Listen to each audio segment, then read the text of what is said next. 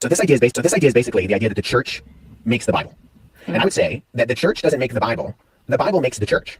The Bible is not a product of the church. The church is a product of divine revelation in Scripture. First and foremost, Old Testament Scripture, right? When you read 1 Corinthians 15, what does Paul say? Well, he's recounting this creed that was given to him, that Christ died, what? According to the Scriptures, that he was buried, and that he was raised on the third day, according to the Scriptures. You have this grounding within God's revelation of Scripture. And in that way, when Paul says to Timothy, all Scripture is God-breathed and useful for teaching, for reproof, all these things, he's not talking about the New Testament, even though I think it applies, but he's talking about the Old Testament Scriptures. And so the Old Testament Scriptures are still building the foundation for the church. Now, the apostolic period, Jesus' ministry, all of these things, they're fulfillments of things that were in the Old Testament. And so they're the groundwork, this apostolic period, for the building of the church. But it's Scripture that forms those things. After the apostles die, and the early Christians are talking about what books should and shouldn't be Scripture, their main criteria is, does it have apostolic authority? Can we tie to either someone who knew Jesus or someone who knew Jesus? Why? Because that period has a level of credibility and authority. And where do they then, once that conversation has settled, where do they then find the authority? I know. By the way, this guy's a shill, and so is she. Okay, I've talked about this before, but that's why shills only interview shills, as we know. And that's why this guy's wearing this triple crown hat, because that's what they do. By looking towards the Scriptures, right? Like the Bereans do. When Paul comes to tell them about Jesus, what does it say they do? They search the Scriptures to figure out whether what he's saying is true. And so in that way, I would say, once again, the church is a product of Scripture. Scripture is not a product of the church. And then you have, I think it was, it might have been Bruce Metzger. It might have been someone else. But there's this quote that the Bible is not an authoritative list of books. It's a list of authoritative books. So the list of books at the beginning of my Bible, if I turn to the beginning of my Bible and I see, here's this table of contents right here, that's not authoritative. That's not inspired. It's the books that are inspired. So Chuck Hill, who teaches at Reformed Theological Seminary, he puts it this way. He says that the early church didn't choose the books as much as they recognized the books in the same way that you recognize your parents as those that were responsible for your creation and birth. You don't choose them.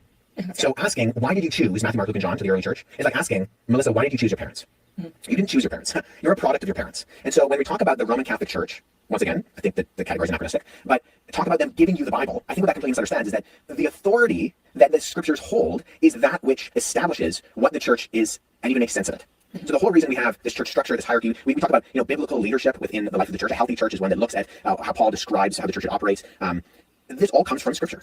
How we talk about how we deal with church discipline, we look to Scripture for that. So these are conversations that are centered around Scripture. The Scriptures formulate the conversation about the church. The church doesn't then give Scripture the ability to say what is and isn't true in that regard. I mean, it's just kind of mindless. It's weird, too, to be a textual scholar. I'm not knocking his textual studies, and I appreciate him destroying that goofball Billy Corson. But every textual scholar should at some point think, well, who put the books into the Bible, known as the books known as the Big Book Bible? Like, did it just come together magically? Was there any human synergy or decision involved in that centuries post-apostolic decision about? Okay. So anyway, so what this is going to do? He's going to try to say that it was because of the church, specifically the Eastern Orthodox Church for J. Dyer, that they're the ones that gave us the canon, and that without them we couldn't have a canon because there's no, it requires an infallible church to give you an infallible canon. Okay, that's his argument. Let's see what he says. What books are going in the Bible? It's just weird. Especially, was there any human synergy or decision involved in that centuries post-apostolic decision about what books are going in the Bible? It's just weird, especially if you're tech. That's another thing. So they try to make it seem like that. Like these councils got together and decided which books should go into the Bible. Okay, that's not what happens. This is what happened. The canon of the Bible was always known already. All right. The Old Testament canon was given to us from the Hebrews. They already had a canon. That's the one we use in the Protestant canon. They add other books to that because they are false teachers. All right. But the canon that came down from the Jews, that's the one we use. All right. Then with the New Testament canon, we knew all those books too. But there were some books that were in disputes. All right. That's all that it was. The entire canon was known. And there were just a few books like, say, James, Revelation, and a couple others that were kind of in dispute. Some people said that they shouldn't, but it was a minority. It was a minority of people in the church who thought that a few of the books should not be included. And then those disputes were settled at these councils of the church in those days. All right. But the other thing to remember about this is this was long before there was any kind of Catholic Church. Okay. The church that we now call the Roman Catholic Church began in like the 7th century. That's when they had like a pope, and the pope was named as like the sort of infallible leader of the entire church, right? That's when you had the Roman Catholic Church emerged. Okay, but before that, there was just these like there was this Roman Church. They were kind of like the leaders of whatever we call the church back then, but it wasn't like the Catholic Church like what we have today, not by any means. Okay, and it wasn't the Orthodox Church, obviously. So when these people try to tell you that we need to respect the Orthodox Church just because of a canon, it's ridiculous. It's absurd. It's foolishness. They're not telling you the story of how the canon came together properly, A textual scholar to not at least some point think about this. Maybe he has, but one of the things that eventually made me leave Protestantism was precisely this point that when I was reading Protestant textual scholars and historians like F.F. Bruce or Westcott Hort or Westcott and Hort or Lee MacDonald or Winkenhausen is I think a Jesuit one, or maybe he's Anglican, I don't remember. There's a whole bunch of these. I have a whole section, a whole shelf on like canonicity and this kind of stuff. They all admit the role of Yaroslav Pelikan too, his book, Whose Bible, Which Tradition. Like they all admit that tradition is absolutely necessary, both to knowing the authorship of the Gospels and the texts, and which ones were considered authoritative and included in the canon. I mean, it's just tradition. Tradition is essential to determine the canon, right? But that doesn't mean the church, or especially not the Roman Catholic or Orthodox Church of today. What he's talking about is there's a traditional understanding of what was the canon. As I was telling you, the Hebrews, their canon came down to us. Like Josephus lists the whole canon and stuff like that. So we know there was a canon already among the Jews already. That's the same one we use. And then when it comes to the New Testament, like I'm saying to you, and by the way, the Catholics and the Orthodox do not use the same canon as the Jews. They use some other canon. They add their those books like the Apocrypha. They add those books. Okay, why did they do that? Because they think they're experts. They think they're the ones who decide what's in the Bible. Instead, what we did is we followed the tradition. The Protestants followed the tradition. They followed their church. They followed their councils. Okay, that's why. Now, when it comes to the New Testament, like I was saying to you, there was the books that we had, and there was some in dispute. That's all. That everybody knew all the books that were part of the canon. Everybody knew. There was no dispute about that. The only question was that there was some dispute about which should be included. Some people thought some should not be included, but that was decided at this council. That's it. That's all that happened. It's just ludicrous to me that people think you can. They can do textual studies and they spend their life studying these things, and that's what's expected of everyone to know the truth.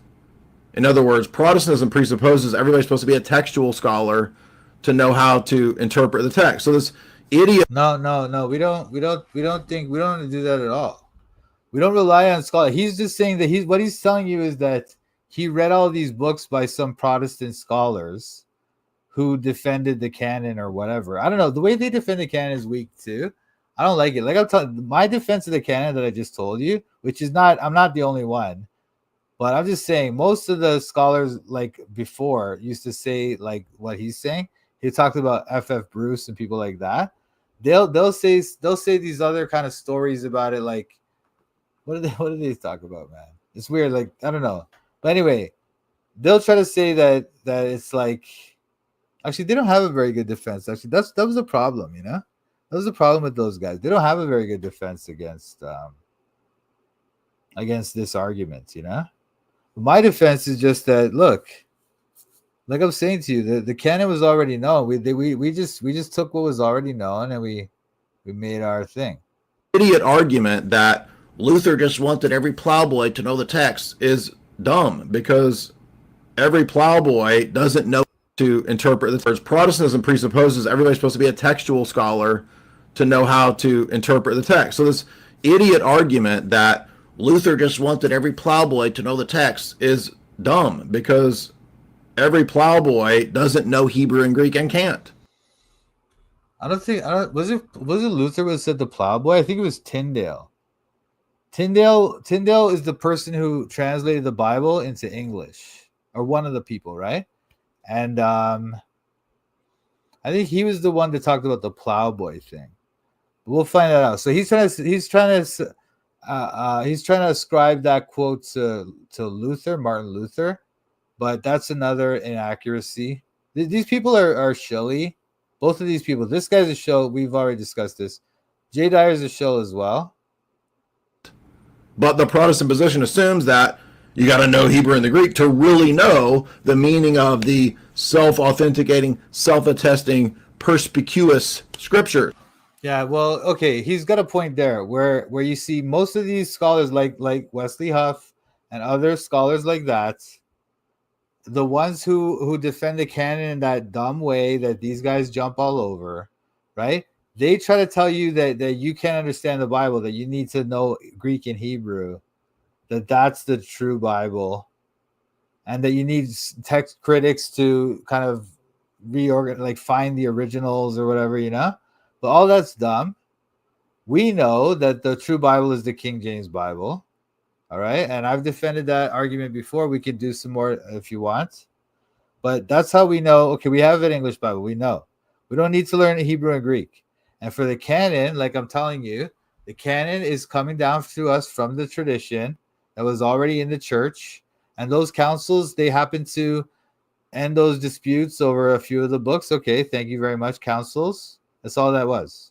They did not give us the canon. They did not tell us, did not decide what books were included in the Bible. That's not what that is. That's not what that is. Sures.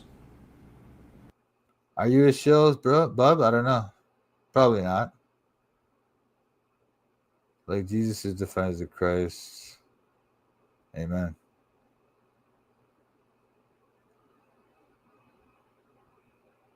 KJV is based on the Byzantine. That's right. Thank you, Elian. I wish Elian would get out of these Orthodox. Look at this Orthodox fool trying to tell you. Oh, wait. I guess he's trying to defend. Does this guy read the King James? No, he doesn't. I don't think most of these intellectuals in the Eastern Orthodox read the KJV. I know you do. That's good. Do you not see how silly that is? No, so what are you trying to say, man? Oh, you're trying to say we should use all the what is how many books do you guys have in the Old Testament? Elian. Which books do you guys add to it? Do you add the whole Apocrypha or what is it? I can't remember now. But anyway, look, man. It's not like that, bro. The Jews didn't change anything in the Bible. It's better than the Greek. Melody. J. Dyers is definitely a shell. The sign behind him. Yeah, exactly. The sign, yes. Thank you. Thank you. His inability to practice self-control. Well, that's me too. REO study uses NC and NKJV. NKJV is garbage, dude. Don't use that, man. You're probably not. I mean, I don't know, right? But I assume you're not for now. Sola Scriptura. I'm coming. Authenticating, self-attesting, perspicuous scriptures. Yeah, perspicuity. What is it? Perspicuity. Perspicuity, right? It's the word. It tells you that the Bible is perspicuitous or something, right? It's like the Bible can be understood by humans using logic. We don't need it's not like we don't need God to, or what, it's understandable. That's the point of it. It's knowable. We can read the Bible and understand. Okay? But that's a Protestant doctrine. But with the Orthodox and the Catholic, they suggest that it's not that way. That only through the infallible church, or their church institutions, right, can we actually have a proper interpretation of the Bible? Okay. I don't think so, but you can investigate. You never know, right? You guys got to do your own homework. I'm not telling you guys to trust me. I'm telling you guys to be critical thinkers. Are you saying the Jews didn't edit the Masoretic to suit their argument? Yes, I am saying that. I'm absolutely saying that. And can you prove otherwise? Because if that's what you're trying to say, if that's what you're suggesting that they did, well, prove that. Prove that. Okay? Otherwise, I have no reason to believe that. Do you not see how silly that is? Sola Scriptura. I'm coming out of Protestantism, and so I had a couple things to think about. And the question that you posed last time was, how do I know, sure, not as a Protestant anymore, but when I was a Protestant, how would I know that Matthew wrote Matthew?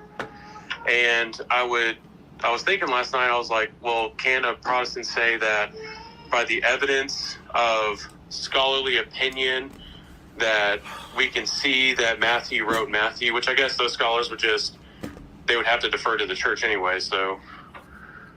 The evidence is going to be based on the historical transmission, preservation, and you notice how this guy always treats all his callers like they're idiots? He always talks to all his callers. He acts like he's too smart to listen to fools talk. He's just so smart that when people talk to him, he gets frustrated and gets annoyed. That we can see that Matthew wrote Matthew, which I guess those scholars they would have to defer to the church anyway, so.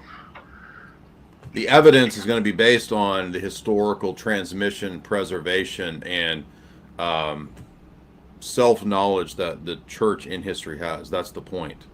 So it's missing the point to say, oh, well. They added the vowel markings to separate the divinity from the Messiah. What? So what? What do you mean by that? The vowel markings? What? The whole? So what you're saying? The entire book they put vowel markings, right? So I guess what are you suggesting, that somehow that separates the Messiah from the divinity? Why? How does it do that? How does it do that? What are you saying, man? Explain that. You want to come on here or something? Oh, well, I can go to the consensus of scholars. And by the way, there's tons of liberal scholars who probably don't believe that. So how is that going to help anybody? So self-knowledge that the church in history has. That's the point. So it's missing the point to say, oh, well, I can go to the consensus of scholars. And by the way, there's tons of liberal scholars who probably don't believe that. So how is that going to help anybody figure out canonicity? We don't go to the consensus of scholars. We just figure God revealed the Bible to us. And so that's what we can see happened in history. We can see that. And that's what we have. We have a perfect Bible in the King James. It's been revealed to us by God. That's what we do. That's what we do. These guys are the ones who either have to trust some institution or liberal scholars. They have to do that. We don't have to do that. We believe in the word that's been revealed.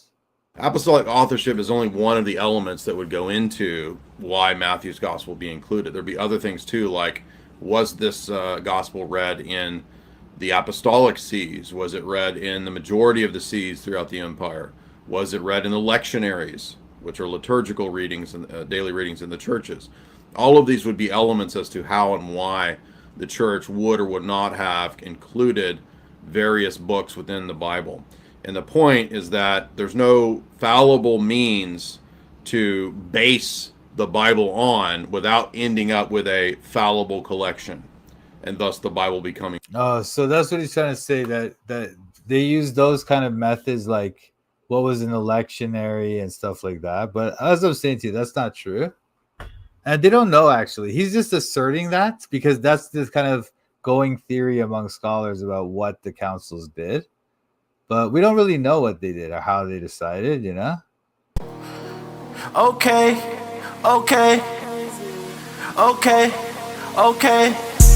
I'm studying the Bible in Toronto.